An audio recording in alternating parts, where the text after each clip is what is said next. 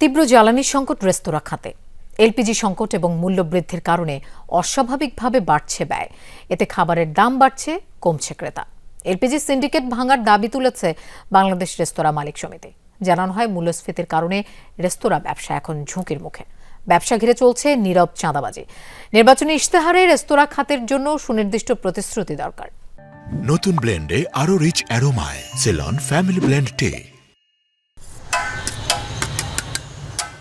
রেস্তোরাঁ খাতে কর্মরত জনবল প্রায় ৩০ লাখ। প্রত্যক্ষ ও পরোক্ষভাবে এই খাতে জড়িত ২ কোটি জনশক্তি।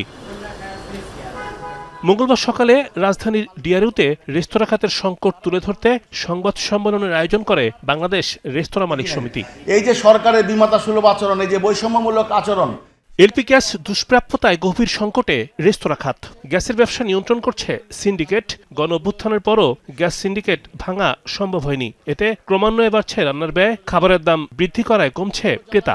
তীব্র জ্বালানি সংকটে আমরা বিপর্যস্ত। গত ডিসেম্বর মাস থেকে সারা দেশে পাইপলাইন থেকে শুরু করে এলপিজি পর্যন্ত ভয়ঙ্কর সংকটে আছি। গ্যাস চুরির মহা উৎসব।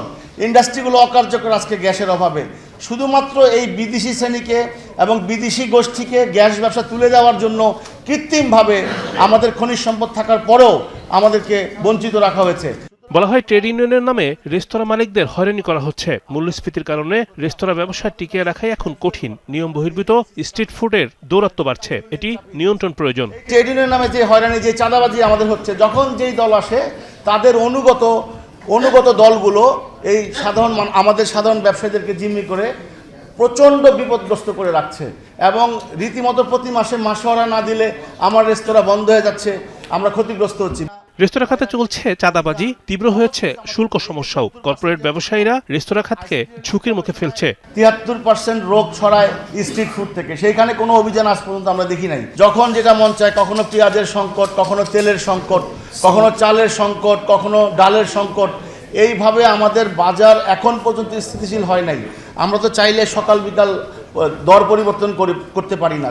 রেস্তোরাঁ ব্যবসার সংকট নিরসনে রাজনৈতিক দলগুলোর সুনির্দিষ্ট অঙ্গীকার দাবি করেছে রেস্তোরাঁ মালিক সমিতি। যদি কাউকে ছাড়া ইলেকশন হয়, সামনে কি পরিস্থিতি হবে আমরা অনুমান করতে পারছি।